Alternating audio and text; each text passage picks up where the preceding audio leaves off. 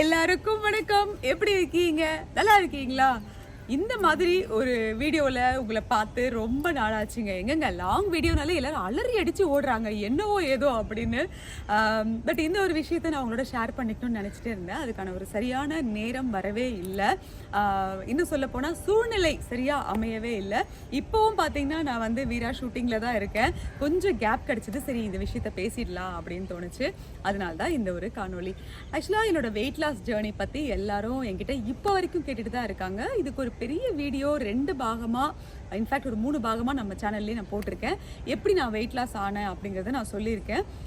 அதுக்கப்புறம் நான் எப்படி மெயின்டைன் பண்ணிட்டு இருக்கேன் அப்படிங்கிறத பற்றியும் நான் அடுத்த வீடியோலேயே சொல்லியிருக்கேன். இருந்தாலும் இப்போ வரைக்கும் கேட்டுகிட்டே இருக்காங்க. இன்னொன்று, நான் சொன்ன தகவல் படி பார்த்தீங்கன்னா, அந்த பேரியாட்ரிக் சர்ஜரி நீங்கள் எங்கே பண்ணீங்க, எந்த டாக்டர்கிட்ட பண்ணீங்க, எவ்வளோ செலவாச்சு, இந்த மாதிரி நிறைய விஷயங்கள் கேட்டுகிட்டே இருப்பாங்க. பட் நான் அது இது வரைக்கும் நான் சொன்னதே கிடையாதுங்க.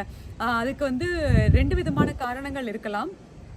ஒன்று, எனக்கு எந்த விதமான பாதகமும் இல்லாமல் நான் ரொம்ப ஹெல்த்தியாகவும் ஹாப்பியாகவும் இருக்கேன். ஸோ இது என்னுடைய உடல்நிலையை பொறுத்தது. இப்போ நான் ஒரு தகவல் சொல்லி அது உங்களுக்கு வந்து அவங்களுக்கு ஏற்ற மாதிரி தான் இருக்கும். ஏதாவது வந்து தப்பாயிடுமோ அப்படின்ற ஒரு பயத்தினாலே நான் வந்து சொல்லாமல் இருந்தேன். பட் ஒரு பயனுள்ள தகவலாக நான் அதை உங்களுக்கு சொல்கிறேன். இதன் மூலமாக நீங்கள் டாக்டர்கிட்ட முறைப்படி கன்சல்டிங் எடுத்துக்கிட்டு அதுக்கப்புறம் நீங்கள் டிசைட் பண்ணுங்கள். ஸோ அதை பற்றி தான் இந்த வீடியோவில் சொல்ல போகிறேன். இப்போது பேரியாட்ரிக் உமாமா பக்கம் வந்துடுறீங்களா? இப்போ பேரியாட்ரிக் அப்படிங்கிறது வந்து நமக்கு தெரியும், இந்த குடல் அறுவை சிகிச்சை. அதில் வந்து கொஞ்சம் குடல் அறுவை சிகிச்சைன்னு சொல்ல மாட்டாங்க.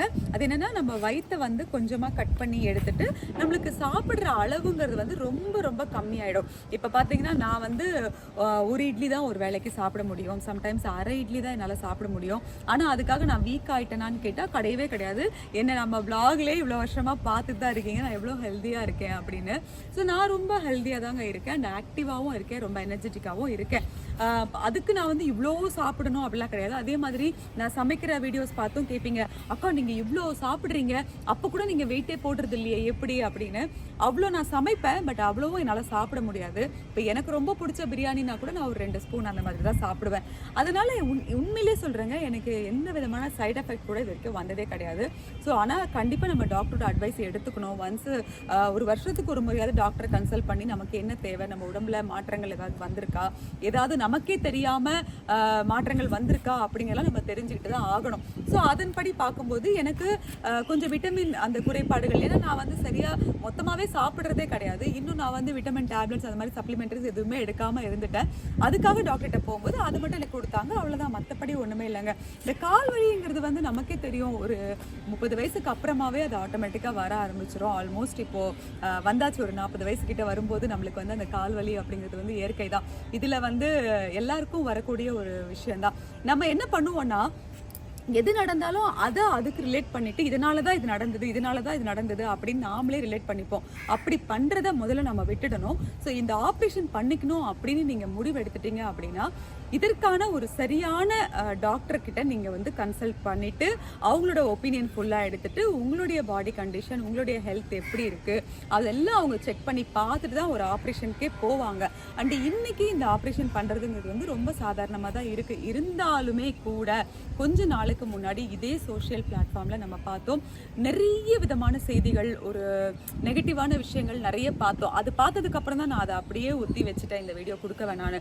ஏன்னா நான் வந்து கோயம்புத்தூர் PSG ஹாஸ்பிட்டல் போயிருந்தாங்க. எதுக்குன்னா, இந்த பேரியாட்ரிக் சர்ஜரி பண்ணிக்கிட்டவங்களுடைய அவங்களுடைய எக்ஸ்பீரியன்ஸ் எப்படி இருந்தது, ஆஃப்டர் அந்த சர்ஜரிக்கு அப்புறம் அவங்களுடைய லைஃப் எப்படி இருக்குது, அவங்களுடைய அந்த நாட்கள் எல்லாம் எவ்வளோ ஆரோக்கியமாக இருக்குது அப்படிங்கிறதுக்காகவே ஒரு சூப்பரான ஈவெண்ட் கண்டக்ட் பண்ணியிருந்தாங்க. அதுக்கு என்ன கூப்பிட்டுருந்தாங்க. நான் அங்கே போய் பார்க்கும்போது அது நாள் வரைக்கும் நான் தான் ரொம்ப என்ன சொல்கிறது, ரொம்ப ஆக்டிவான ஒரு பர்சன், எனக்கு தான் ரொம்ப சந்தோஷமாக இருக்கேன், நான் தான் ரொம்ப ஷேப்பாக அழகாக இழைச்சிருக்கேன் இப்படிலாம் நினச்சிட்டு இருந்தேன். அங்கே போய் பார்க்கும்போது என் கண்ணையே என்னால் நம்ப முடியல. ஆப்ரேஷன் பண்ண அடுத்த நாள் ஒருத்தவங்க அந்த ஈவெண்ட்டில் வந்து உட்கார்ந்துருந்தாங்க. ஸோ அவங்களுடைய அந்த உடம்பு அதை தாங்குகிற ஒரு சக்தியும் அந்த ஆரோக்கியமும் அவங்களுக்கு இருந்திருக்கு. அவங்க வந்து கலந்துக்கிட்டாங்க. ஸோ இது வந்து ஒரு அவேர்னஸ்க்காக தான் இந்த வீடியோ நான் உங்களுக்கு இப்போ கொடுத்துருக்கேன். இப்போ நான் ஃபர்தராக அங்கே நான் ஈவெண்ட்டில் கலந்துக்கிட்டையும் இதை பற்றி டாக்டர்கிட்ட நான் கேட்ட விஷயங்களையும், இதுக்கு எவ்வளோ செலவாகும், எத்தனை நாள் நீங்கள் ஹாஸ்பிட்டலில் இருக்கணும், எந்த வயசு இருக்கிறவங்க இதை பண்ணிக்கலாம், இதுக்கு என்னென்ன அந்த உடல் ரீதியாக நமக்கு என்ன தகுதிகள் வேணும் அப்படிங்கிற எல்லா விஷயமே டாக்டர் வந்து கிளியராக எனக்கு சொல்லியிருக்காங்க. ஏன்னா நான் அதை உங்களுக்கு கொடுக்கணுங்கிறதுக்காகவே நான் அவர்கிட்ட கேட்டு தெரிஞ்சுக்கிட்டேன். ஆனால் நடந்த சில விஷயங்களால் என்னால் அந்த வீடியோ போஸ்ட் பண்ணவே முடியல. இப்போ நான் உங்களுக்கு இந்த ஒரு வீடியோ எதுக்காக கொடுக்குறேன்னா, ஃபர்தராக நீங்கள் அதை பற்றின தகவல்கள் தெரிஞ்சிக்க விருப்பமாக இருக்கீங்க அப்படின்னா எனக்கு கமெண்ட்டில் வந்து சொல்லுங்கள். கண்டிப்பாக இன்னொரு 2 நாளில் உங்களுக்கு நான் அந்த வீடியோவை போஸ்ட் பண்ணுறேன். ஸோ இதுக்காக மட்டும்தாங்க இந்த வீடியோ. ஏன்னா இன்றைக்கும் என்கிட்ட வந்து நிறைய பேர், அக்கா நீங்கள் எங்கே ஆப்ரேஷன் பண்ணிக்கிட்டீங்க, எவ்வளோ செலவாச்சு, எந்த ஹாஸ்பிட்டல், இப்படி கேட்டுகிட்டே தான் இருக்கீங்க. அவங்களுக்கு தனித்தனியாக நான் பதில் சொல்கிறத விட ஒரு வீடியோவில் எல்லாருக்கும் தெரிகிற மாதிரி ஒரு விஷயத்த நான் சொல்லணும்னு ஆசைப்பட்டேன். ஸோ அதுக்காக தான் இந்த வீடியோ மேக் பண்ணியிருக்கேன்.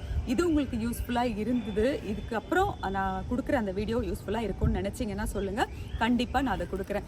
இப்போ சோஷியல் பிளாட்ஃபார்ம் பொறுத்த வரைக்கும் இங்கே நல்ல விஷயங்களாக இருந்தால் கூட அதுக்குமே இந்த மாதிரி நிறைய தடுப்பு சுவர்கள் வச்சு தான் கொடுக்க வேண்டியதாக இருக்குது.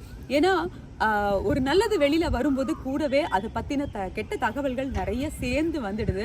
ஸோ மக்கள் வந்து உண்மையை நம்புறதை விட ரூமர்ஸை ரொம்ப சீக்கிரமாக நம்பிடுறாங்க. அப்போ அவங்களுக்கு வந்து நம்ம ஏதாவது சொல்ல போக அதெல்லாம் கிடையாது, நீங்கள் எப்படி சொல்லலாம், நீங்கள் வந்து தப்பான விஷயத்த பரப்புறீங்க அப்படி இப்படின்னு ஏதாவது சொல்லுவாங்க. இன்ஃபேக்ட் என்னோட ஆப்ரேஷனுக்கு அப்புறமே எனக்கே வந்து எவ்வளவோ நெகட்டிவ் கமெண்ட்ஸ் எல்லாம் வந்திருக்கு. பட் அதெல்லாம் தாண்டி நான் இன்னைக்கு ரொம்ப ஆரோக்கியமாக இருக்கிறேன் அப்படிங்கிறது தான் நிதர்சனமான உண்மை. ஸோ இந்த உண்மையை உங்களோட பகிர்ந்துக்க ஆசைப்படுறேன். நீங்கள் அந்த காணொளி வேணும், பார்க்கணும், தெரிஞ்சுக்கணும் அப்படின்னு நினச்சிங்கன்னா எனக்கு கமெண்ட்டில் வந்து சொல்லுங்கள். நிறைய கமெண்ட்ஸ் எதை நோக்கி இருக்கோ அதுபடி நான் கண்டிப்பாக அந்த வீடியோவை போஸ்ட் பண்ணுவேன். ஸோ எல்லாரும் ஆரோக்கியமாக வாழ்வோம், சந்தோஷமாக இருப்போம், உண்மைகளை மட்டுமே கேட்போம், நம்புவோம். பாய்.